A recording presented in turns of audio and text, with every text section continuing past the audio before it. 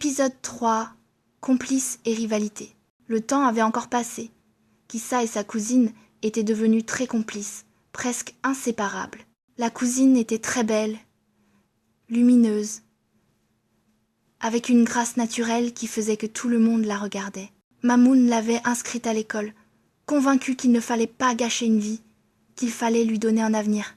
Elle allait à l'école autant qu'elle aidait Mamoun au restaurant, mais elle était pour Kissa comme une grande sœur, un repère, un modèle silencieux. Elle était secrète, mystérieuse.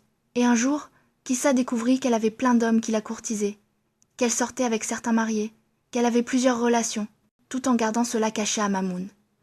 Kissa était fidèle, discrète, réservée, alors que sa cousine était volage, mais si douce et belle que personne ne pouvait soupçonner cette double vie. Pourtant, la cousine avait un but secret.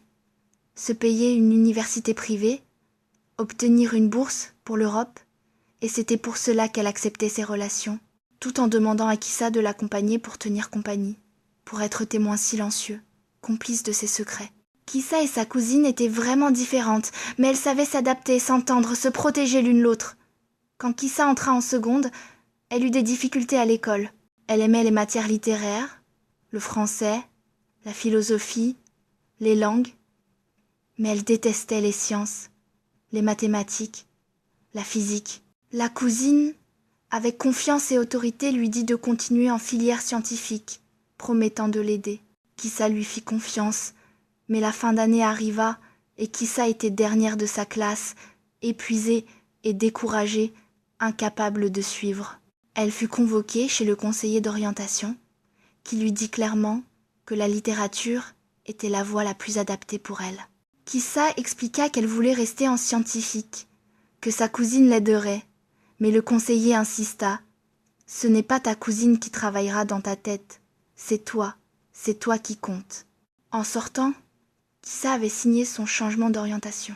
Sa cousine, en apprenant qu'elle avait choisi la littérature, fut verte de rage, et Kissa, étonnée par cette réaction, pensa que c'était de la jalousie ou de l'amour, sans comprendre encore. Les années passèrent, Kissa travailla, étudia et finit par passer son bac. Elle avait confiance, persuadée qu'elle l'avait. La cousine, de son côté, avait passé le bac 3 fois avant d'y arriver, et elle lui rappelait d'être humble, prudente, qu'il pouvait toujours y avoir des surprises. Le jour du résultat, la cousine accompagna Kissa. Quand Kissa vit son nom dans la liste des admis, la joie l'envahit. Elle était euphorique, heureuse, sûre de sa réussite. La cousine, elle, se décomposa un instant, laissant transparaître un mélange d'étonnement et de colère qu'elle masqua aussitôt. Kissa sentit ce changement, ce trouble soudain, et se demanda intérieurement pourquoi elle percevait cette réaction. Pourquoi sa cousine semblait différente, presque comme si elle cachait quelque chose à Kissa. Mais le lien entre elles restait solide, puissant, un mélange de complicité, d'admiration et de rivalité silencieuse, de secrets partagés et de non-dits.